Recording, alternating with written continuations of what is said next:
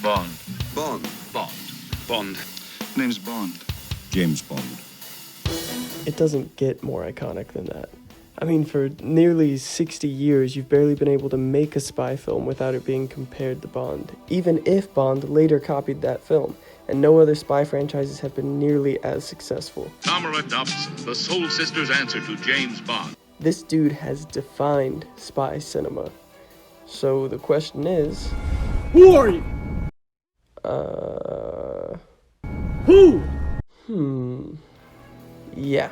James Bond drives fast cars, beats up the bad guys, gets with the girls, and drinks like a newly redivorced stepdad, but who is he really? Well, sometimes he's a brute force of nature, and other times he's a genteel comedian. Sometimes he's all too eager to kill anyone and everyone around him, and sometimes he actively tries to save who he can. Sometimes he's constantly distracted, sometimes he's mission first.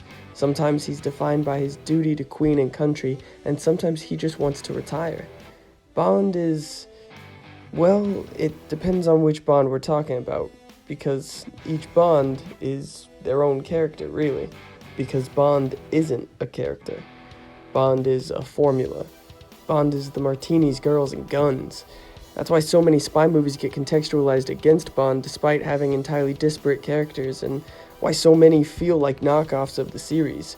The franchise itself is really at its best when it creatively interacts with its own formula, whether it be invigorating affirmations of the tropes or clever subversions. I look like I give a It's damn. this structure that allows for the unique recasting and rebooting so intrinsic to the property. So, while I don't disagree with those who question simply gender-bending characters when it can be much more powerful to craft an entirely new character comparable to the original, Bond, in my mind at least, is different because Bond is not a character. Bond is wish fulfillment, and personally, I would be super excited to see the formula interact in response to a female lead, which is one reason we wanted to make By Any Other Name.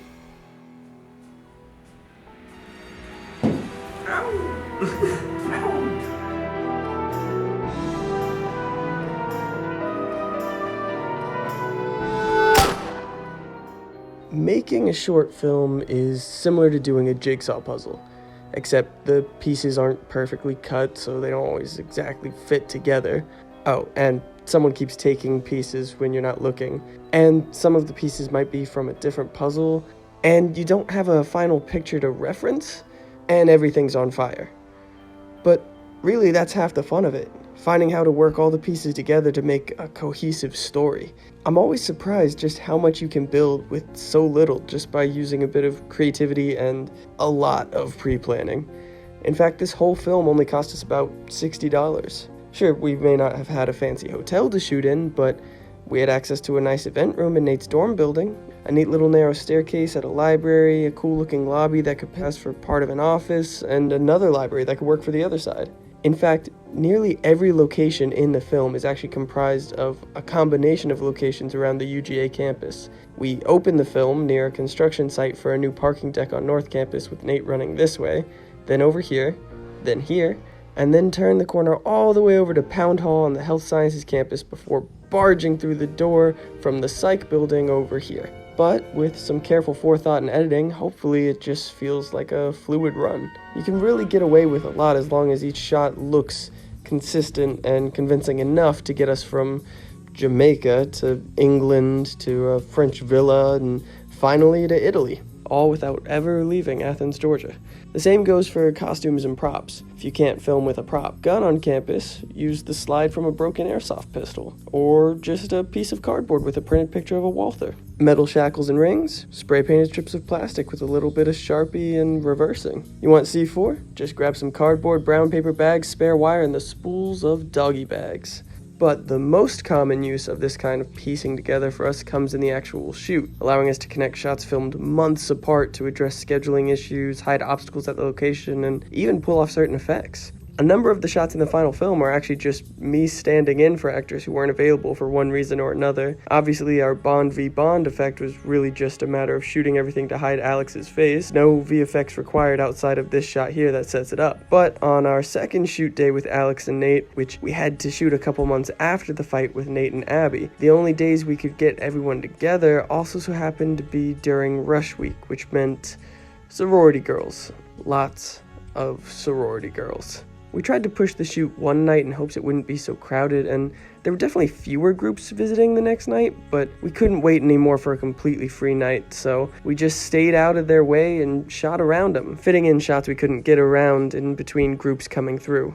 It can get a bit more difficult to sell with larger effects, but even still, you can imply a lot. For the car chase in the film, we knew we couldn't do a full-scale scene or a really convincing CG render, but maybe we could use miniatures. I mean, a lot of classic miniature work still looks amazing today. So we got an old DB5 RC toy and a cheap model of roughly the same size, and did some small-scale rear projection with my TV and a piece of cardboard from a package that had this kind of asphalt textured lining inside, which gave us some pretty cool reflections from the passing lights on the TV and the toy's headlights. Then in post, I just added some assets to help sell the scale, like false lights, lens flares, some more reflections, directional blurs to sell the speed, other cars, and camera shake as though we were shooting out of another camera car rig. We had more miniature shots planned, but since I don't think we were really able to get 100% there with the effect, we just cut in some stock footage instead. The rest of the effects in the film were actually pretty simple, like painting out unwanted stuff and doing split screen. And although we tried to do a practical version, we ended up having to do the spoon gag digitally as well, which was just a 2D image tracked to the watch with some animated motion, blur, some gradient curves to mimic the lighting, and the footage duplicated, scaled, and warped to recreate the reflections. The effect that gave us the most trouble was Blofeld's scar. We had actually intended to do it with makeup and just use post to add that hazy film on his eye, but on the day we were shooting, I completely forgot to bring the makeup. But you know, I figured the effect itself is pretty simple. It'd just be tracking a 2D scar to his eyebrow with some warping to match the contours of his face and coloring to match his skin, so it shouldn't be too bad to get right in post. Of course, when I actually started doing it, couldn't get a solid track because the image was just too soft, so the software didn't have enough detail to latch onto. While I'm not really the type to worry about resolution, VFX is one area where it can be beneficial to have that extra data. I tried to fix the motion up a bit by hand animating, but it definitely still has that loose wiggle to it. For a while, I even debated about just scrapping the scar altogether, but it was super important to me that Blofeld have that physical mark, not only to denote him as Blofeld, but also because the Bond series has a particularly notable undercurrent of presenting physical differences as villainous against the effortlessly beautiful and charismatic Bond who everyone swoons over. Personally, I always got a sense of some jealousy from a lot of the series antagonists. You know, James,